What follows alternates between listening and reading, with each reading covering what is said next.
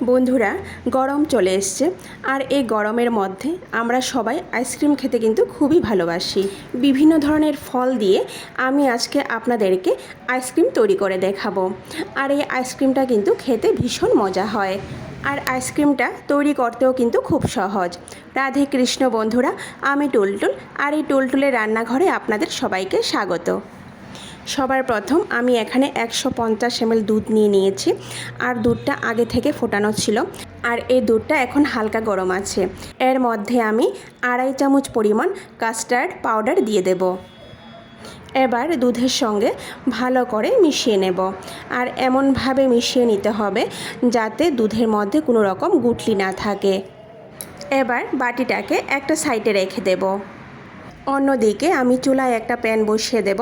তারপর এতে আমি আগে থেকে ফুটিয়ে রাখা 250 ml দুধ প্যানের মধ্যে দিয়ে দেব। এবার দুধে বলক আসতে দেব। দুধে যখন বলক চলে আসবে তখন আমি এতে 2 চামচ পরিমাণ চিনি দিয়ে দেব। বন্ধুরা, মিষ্টির পরিমাণটা এখানে আপনারা কমিয়ে বা বাড়িয়েও দিতে পারেন। এবার আমি ভালো করে নাড়াচাড়া করে নেব। চিনি যখন দুধের মধ্যে ভালো করে মিশে যাবে তখনই আমি এতে আগে থেকে মিশিয়ে রাখা কাস্টার্ড মিল্ক প্যানের মধ্যে ঢেলে দেব। এবার মাঝারি আঁচে দুধটাকে নাড়াচাড়া করতে থাকব। এইভাবে নাড়তে নাড়তে 30 থেকে 40 সেকেন্ডের মধ্যেই দেখবেন দুধটা ঘন হয়ে আসছে। বন্ধুরা, খুবই সহজ একটা রেসিপি, আপনারা কিন্তু বাড়িতে তৈরি করে এই রেসিপিটা খেয়ে দেখতে পারেন। দেখুন, দুধটা কিন্তু অনেকটা ঘন হয়ে গেছে। এবার আমি চুলার আঁচ বন্ধ করে দেব। চুলার আঁচ বন্ধ করে দিয়ে দুধটাকে সম্পূর্ণ ঠান্ডা করে নেব। এবার আইসক্রিমের জন্য আমি এখানে কিছু ফল নিয়ে নিয়েছি। এগুলি ছোট ছোট পিস করে কেটে নেব। এখানে ফলের মধ্যে আমি একটা কিউই, একটা কমলা, কয়েকটা স্ট্রবেরি, একটা আপেল, একটা কলা আর এক মুঠো করে সবুজ আঙ্গুর আর কালো আঙ্গুর নিয়েছি। আপনারা কিন্তু এখানে আপনাদের পছন্দ মতো ফল নিতে পারেন। এবার এই সবগুলি ফলকে এইভাবে ছোট পিস করে কেটে নেব।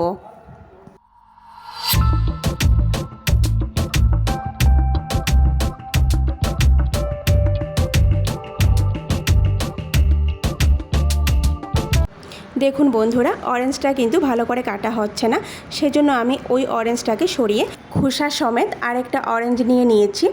এবার এই অরেঞ্জটাকে এইভাবে গোল করে কেটে নিয়েছি। এবার যে বিচিগুলি থাকবে সেগুলি আমি সরিয়ে ফেলে দেব। তারপর অরেঞ্জ থেকে খুবই সাবধানে খোসাটাকে এভাবে ছাড়িয়ে নেব।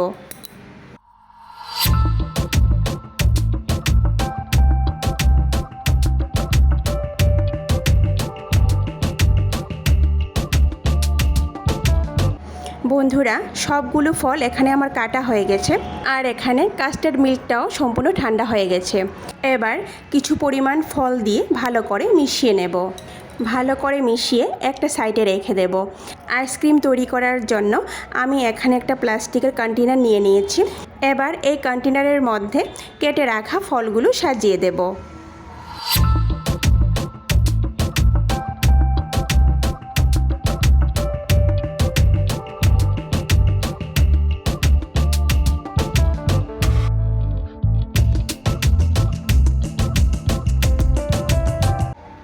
দেখুন বন্ধুরা, পুরো বাটির মধ্যে আমি ফলগুলো সাজিয়ে নিয়েছি। এবার কাস্টার্ড মিল্ক এইভাবে ফলগুলোর উপরে দিয়ে দেব। আর একটা স্প্যাচুলার সাহায্যে উপরের দিকটা এইভাবে সমান করে দেব। আগে থেকে ফুটিয়ে রাখা কিছু পরিমাণ দুধ এখানে আমি নিয়ে নিয়েছি। এই দুধটা কিন্তু সম্পূর্ণ ঠান্ডা। এবার একটা ছুরির সাহায্যে কন্টেনারের সাইডে এইভাবে ফাঁকা করে অল্প অল্প করে দুধ দিয়ে দেব। এখানে আমি ছোট বাটির 1 বাটি পরিমাণ দুধ দিয়েছি।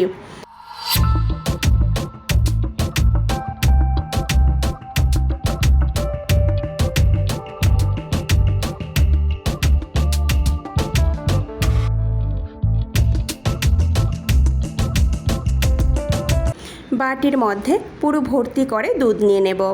এবার কন্টেনারের ঢাকনা ভালো করে লাগিয়ে নেব। এবার এই কন্টেনারকে 12 ঘন্টার জন্য ডিপ ফ্রিজে রেখে দেব। ফিরে আসলাম বন্ধুরা 12 ঘন্টা পর। তো বন্ধুরা, আমাদের আইসক্রিম এখানে তৈরি হয়ে গেছে। এবার পরিবেশন করার পালা।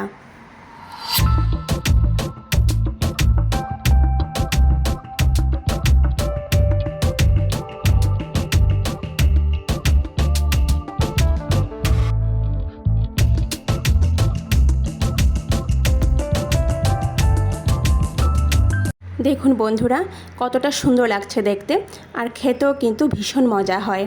এবার আপনাদেরকে এই আইসক্রিমটা কেটে দেখাচ্ছি। ভিডিওটি সম্পূর্ণ দেখার অনুরোধ রইল। কেমন হয়েছে কমেন্ট করে নিশ্চয়ই জানাবেন। আর যদি ভালো লেগে থাকে তাহলে সবার শেষে লাইক, শেয়ার আর সাবস্ক্রাইব করে দেবেন। নমস্কার, আজকে এই পর্যন্তই। কথা হবে আবারও পরের ভিডিওতে।